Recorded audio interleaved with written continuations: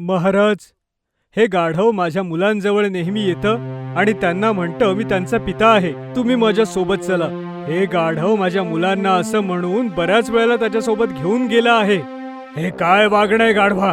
तू घोड्यांच्या मुलांना तुझ्यासोबत का नेतोस? महाराज, माझं असं कोणी नाहीये आणि ना माझ्यासोबत कोणी मैत्री करत, आणि त्यासाठी मी घोड्याच्या मुलांना माझ्यासोबत खेळायला घेऊन जातो. तुझं कारण काहीही असू दे, पण असं दुसऱ्याच्या मुलांना घेऊन जाणं योग्य नाही. पुढच्या वेळेस पासून जर असं तू वागलास तर तुला जंगलाच्या कोठडीत बंद केला जाईल, समजलं? शेरसिंग एक न्यायप्रिय राजा होता. जंगलातले सगळे प्राणी आपल्या तक्रारीच्या निवारणासाठी शेरसिंगच्या न्यायालयात यायचे. एके दिवशी गर्भवती चमेली बकरी आपला नवरा झमरू बकऱ्यासोबत जंगलात गवत खात होती. झमरू, माझं पोट भरलं, मी घरी जाऊन आराम करते. गर्भवती बकरी होती. आपल्या झोपडीत आत आराम करायला जाते आणि बकरा तिथे जंगलात गवत खात असतो. चमेली प्रेग्नंट आहे, मला तिच्याकडे जायलाच हवं. बकरा घाईघाईतच गवत खाऊन झोपडीकडे जात असतो तेव्हा त्याच्यासमोर एक भयंकर चित्ता येतो. अरे वाह, खूप दिवसानंतर मला छान बकरा खायला मिळेल, खूप मजा येईल. चित्त्या, तू इथे का आला आहेस? तुला माहितीये ना दुसऱ्याच्या आवारात जायला मनाई आहे? हो, माहितीये मला. मग तरीही तू बकऱ्यांच्या आवारात आलायस. मी इथे आलोय ही गोष्ट तुला माहितीये, मला माहितीये, पण शेरसिंगला कुठे माहितीये की जर मी तुला खाल्लं तर शेरसिंगला सांगणार कोण की मी इथे आलो होतो? शेरसिंगच्या जंगलात एक कायदा होता की कोणताही प्राणी त्याच्या परवानगीशिवाय दुसऱ्याच्या भागात जाऊ शकत नसे. आता मी तुला मारून मजेत माझी भूक मिटवेन. भुकेला चित्ता बकऱ्यावर हल्ला करतो. वाचवा, वाचवा, हा चित्ता मला मारून टाकेल. बकरा जोर जोरात ओरडत असतो. त्याचा आवाज ऐकून चमेली बकरी आपल्या घरातून बाहेर येते. तेव्हा चित्त्याने बकऱ्याचा गळा धरला असतो. अरे सोड माझ्या नवऱ्याला, ए सोड, वाचवा, कोणी आहे? हा चित्ता माझ्या नवऱ्याला मारून टाकेल, वाचवा. बकऱ्याचा आवाज ऐकणारं तिथे कोणीही नव्हतं. चित्ता बकऱ्याला मारणारच असतो तेवढ्यात अचानक तिथे जंगलातले प्राणी येतात. ए चित्त्या, बकरीला सोड. प्राण्यांना आलेलं बघून चित्ता घाबरतो आणि बकऱ्याला तिथेच ठेवून निघून जातो. अस्वल बकऱ्याच्या जवळ जातो. हा तर मेला आहे. हे ऐकून बकरी जोर जोरात रडायला लागते. झमरू, उठा ना. चित्त्याने माझ्या नवऱ्याला मारून टाकलं. रडू नकोस ताई, बकऱ्याच्या रक्ताच्या एकेका थेंबाचा बदला घेतला जाईल. चित्त्याने तुझ्या एरियात येऊन खूप मोठी चूक केली आहे. त्याला या चुकीची शिक्षा भोगावीच लागेल. आता आपण सगळे शेरसिंगला ही गोष्ट सांगूया. हो हो, चला आपण सगळे आता शेरसिंगकडे जाऊया. सगळे प्राणी चमेलीची तक्रार घेऊन शेरसिंगकडे जातात. शेरसिंग, चित्त्याने जंगलाचा कायदा मोडला आहे, त्याला शिक्षा झालीच पाहिजे. शेरसिंगच्या न्यायालयात न्याय दिला जातो. बोला, काय झालं आहे? महाराज, चित्त्याने बकरीच्या पतीला मारलं आहे. महाराज, मला न्याय द्या. तुला न्याय मिळेल बकरी. चित्त्याला जास्तीत जास्त कडक शिक्षा मिळेल. चित्त्याला न्यायालयात हजर करा. शेरसिंगचे सहकारी चित्त्याच्या भागात जातात आणि अपराधी चित्त्याला पकडतात. तेव्हा चित्त्याचे आईबाबा म्हणतात, माझ्या मुलाला कुठे घेऊन जाताय? तुझ्या मुलाने एका बकऱ्याची हत्या केलीये, त्यामुळे त्याला शेरसिंगच्या न्यायालयात घेऊन जातोय. नाही, माझा मुलगा असा नाही करू शकत. तो कोणाला मारू नाही शकत. बकऱ्याला मारताना सगळ्या जंगलवासियांनी तुझ्या मुलाला पाहिलं आहे.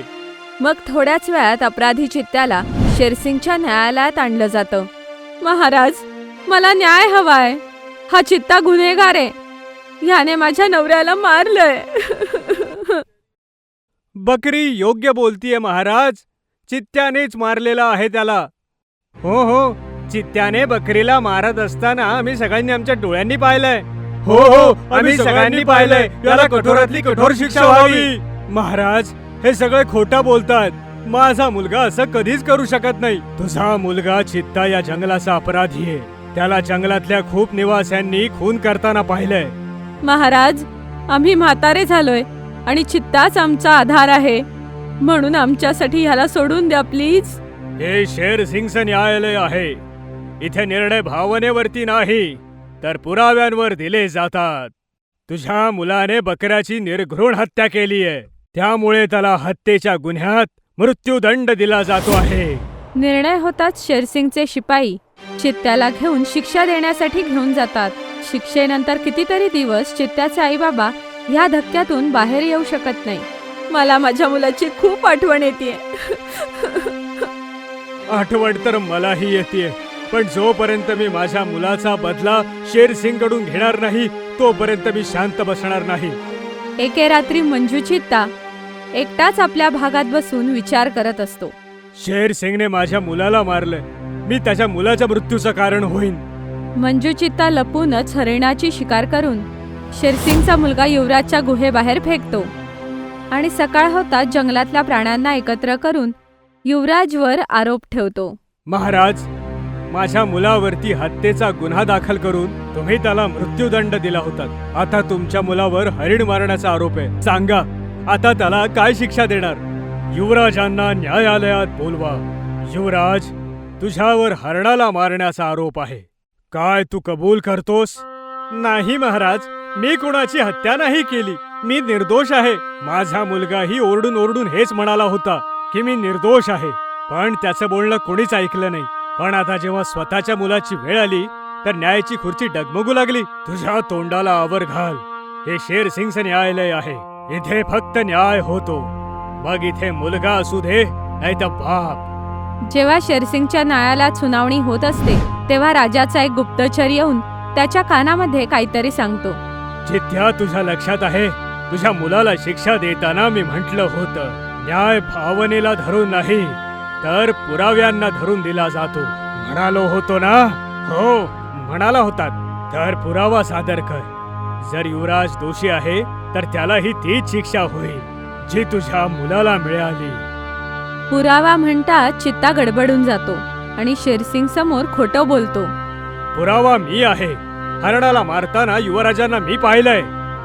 हे ऐकताच सगळे प्राणी सुन्न होतात, पण शेरसिंग जोरजोरात हसायला लागतो. शेरसिंगला हसताना पाहून सगळे प्राणी अचंबित होतात, खास करून चित्ता. तुम्ही का हसताय महाराज? चित्त्या, हे शेर सिंगचं न्यायालय आहे. इथे दुधाचं दूध आणि पाण्याचं पाणी होतं. तुम्ही काय म्हणताय? हेच की हरणाची हत्या युवराजांनी नाही तर तूच केलीयस. हे खोटंय. आपल्या मुलाच्या मृत्यूचा बदला घेण्यासाठी तू माझ्या मुलाला फसवण्याचा प्रयत्न केला, पण तू फसलास. फसलो गेलो म्हणजे काय?